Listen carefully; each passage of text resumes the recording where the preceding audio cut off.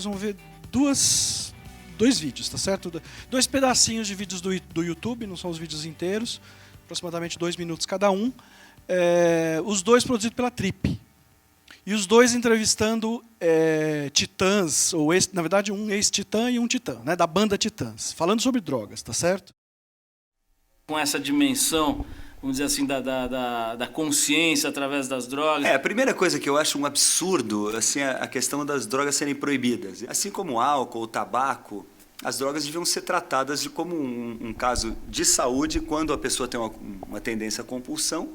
Em outros casos, a pessoa pode consumir droga, como eu consumo vinho, por exemplo, não tenho nenhuma tendência a ser um alcoólatra, posso consumir meu vinho, está tudo certo. Eu também, com filhos adolescentes, fico muito preocupado.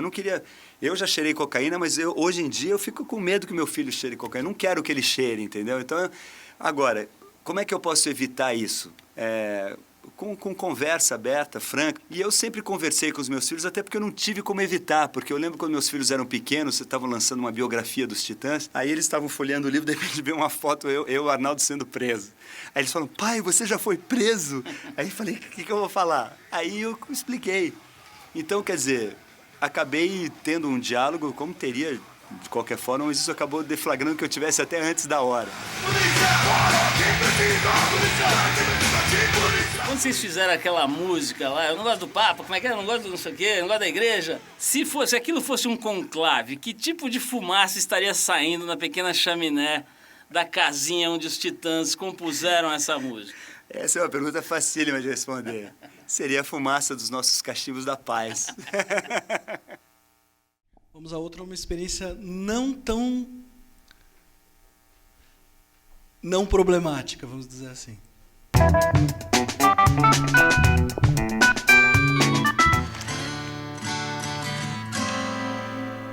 Eu estava sofrendo muito com a vida que eu levava.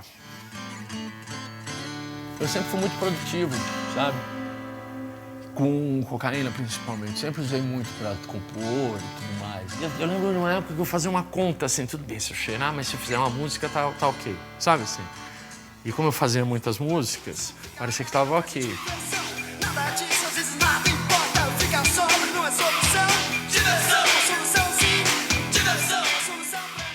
O problema maior de ficar muito doido é que você se isola do resto, saca? Então, a ideia de fazer um show era um mundo, e foi ficando muito fechado.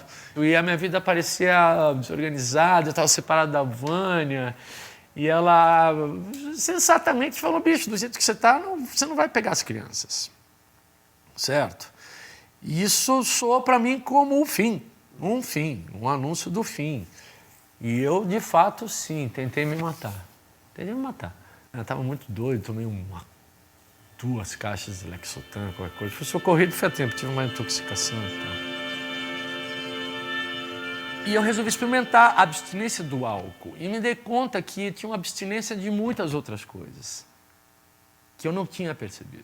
A abstinência da relação afetiva, sabe? A abstinência do próprio prazer físico, das atividades, a lucidez. Então, numa conta simples, eu troquei uma abstinência por várias outras. Então, eu estou abstinente de álcool, de cocaína, consequentemente.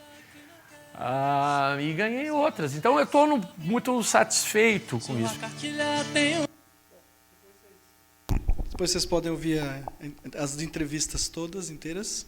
É só vocês procurarem pelo nome deles em Revista Trip. Não estou fazendo propaganda da Revista Trip, mas acho que é muito interessante.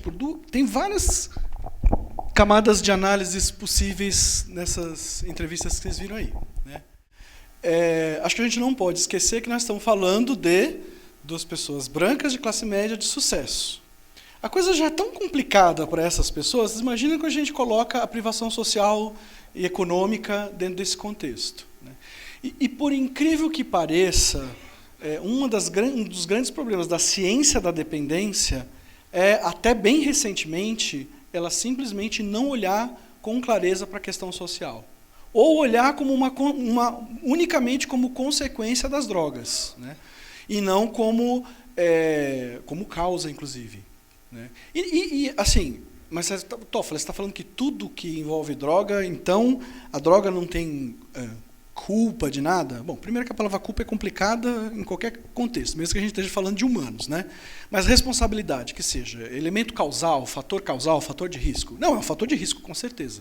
Quando você coloca o uso problemático de drogas na história, complica tudo. Então, é um fator complicador.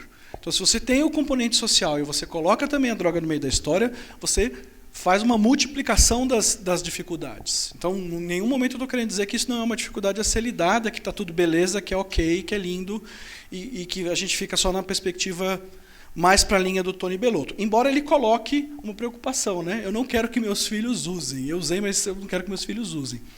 A gente não chega a aprofundar. Eu gostaria de perguntar por quê, né? Por que você está falando isso? Será por causa das experiências que você viu? Será que foi a história do Nando Reis? Né? Como é que isso se coloca? Mas, por outro lado, ele fala uma coisa muito interessante, que é a questão da conversa aberta, né? Uma conversa aberta com os filhos. Que aí, mais uma vez, é uma coisa muito classe média, né, gente?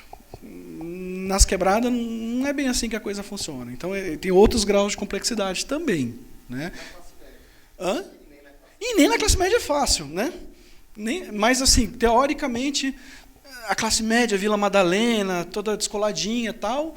Teoricamente, você tem uma possibilidade de diálogo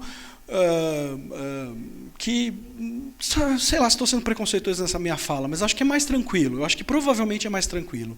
O bombardeamento que as pessoas têm no contexto ali, né, dos bairros periféricos, nesse universo onde você tem, de um lado, o PCC, do outro, as igrejas evangélicas, no outro, a polícia, e o Estado, que somos nós, né? Tem os operadores do direito, né? Os operadores da saúde, os operadores da assistência social, né? Que é o Estado, né? De certa forma. O Estado com sua face mais, teoricamente, mais branda, né?